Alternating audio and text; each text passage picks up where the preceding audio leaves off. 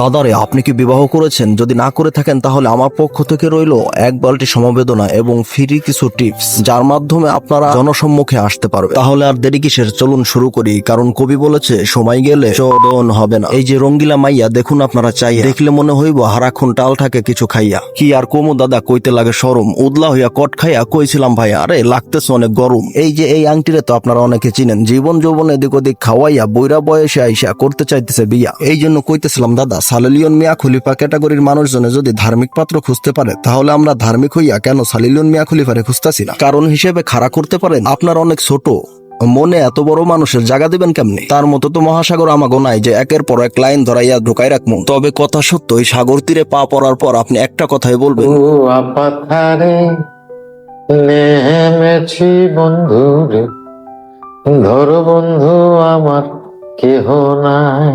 তিনি সাংবাদিকদের সামনে জবানবন্দি দিয়েছেন যে তার একটা ধার্মিক পাত্র লাগবে। এই খবর শুনে আমার এলাকার পোলাপান একটাও ঘরে নাই, রাস্তায় স্লোগান দিতেছে, আমাদের দাবি মানতে হবে, মানতে হবে। সোগার মাম্মিকে আমাদের কাছে সপর্দ করতে হবে। দায়িত্বশীলদেরকে আমি একটা কথাই কমু, পোলাপানের কাছে ওরে সাইরেন, নাইলে টুকরো টুকরো করে দেখ পোলাপানের পলকে পলকে পোলাপাইন সোগার আন্টির ভিতর একটারও খুঁজে পাইবেন, সব কয়টা হারাই যাইব। না জানি কবে খলিফা আপায় দাবি কইরা বসে আমার একটা ধার্মিক পাত্র লাগবো, নাইলে আমি বিয়া শাদীতে আবদ্ধ হবো না। আসলে দাদা, এই ধার্মিক বিষয়টা শুধু এক লাইন কথা না, কারণ এই রুচি প্রতিবন্ধী ভালোভাবেই জানে যে তাদের সাথে ধার্মিক পাত্রের বন্ডিং কোনোভাবেই সম্ভব নয়। এখন আপনারা বলতে পারেন, তাহলে এই সমস্ত কথাবার্তার মানে? এই লাইনের পর একটা কথাই সাজে যে, ভাইরাল কইরা দে আমারে, ভাইরাল কইরা দে। নিজেদের কুরুচিপূর্ণ প্রফেশনে এগিয়ে যাওয়ার জন্য বিরাট ভূমিকা পালন করতেছে এই নীতি।